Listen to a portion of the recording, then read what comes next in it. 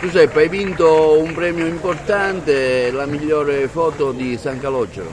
Sì, quest'anno era difficile fotografare il Sando perché non ci poteva arrampicarci, non lo si poteva baciare, quindi abbiamo cercato di fotografare la devozione secondo altri gesti. Le mani erano una di quelle scene da fotografare e quindi abbiamo fatto uno sforzo ulteriore in tante bellissime foto e siamo riusciti a cogliere la devozione, che alla fine era quello che doveva fare il fotografo, riuscire a cogliere la devozione dei devoti nei confronti del proprio santo di San Calogero.